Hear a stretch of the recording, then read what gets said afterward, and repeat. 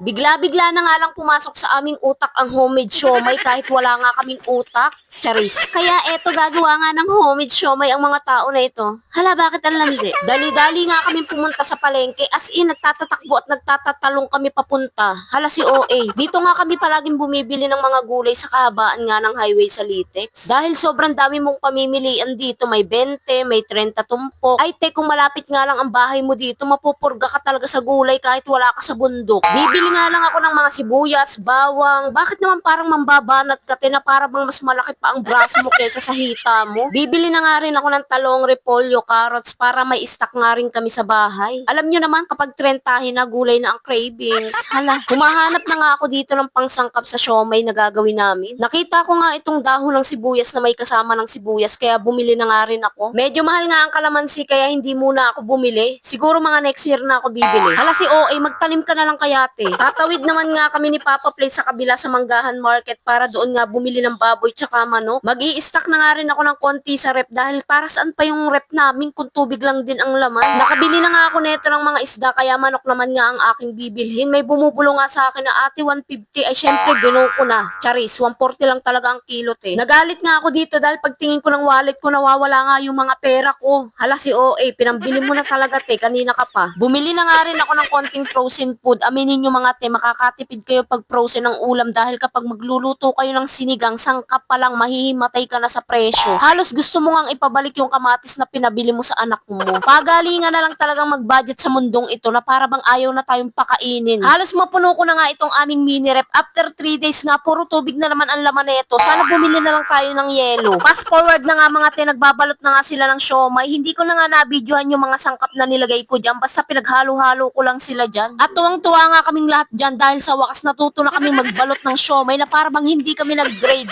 2. Habang nagbabalot nga sila ng siomai dyan, nagluto na nga ako ng chili garlic oil para mamaya matutulog na lang. Ala, hindi matutulog, te, kakain muna. At tuturuan nga raw kayo ni Papa Plates magbalot ng siomai na para bang sobrang galing niya. Inapanood niya lang naman yan sa Red App. Ang daming beses nga namin gumawa ng homemade siomai pero ngayon nga lang kami natutong magbalot. Diyos ko. Sana noon pa, diba? Ang daming nasirang molo wrapper. At dahil natuto na siyang magbalot, baka kada linggo magagawa to ng siomai kahit hindi ko gusto. O baka naman mag-business na to ng homemade siomai. Eto na nga pala yung nagawa kong chili garlic oil. Onting sili nga lang yan dahil ginto ang sili ngayon. At kahit hindi pa nga sila tapos magbalot, nagluto na ako ng iilang piraso. Tapos after 20 minutes, luto na. Hindi ko na nga ipapakita kung paano namin naubos lahat yan. Baka matakam pa kayo.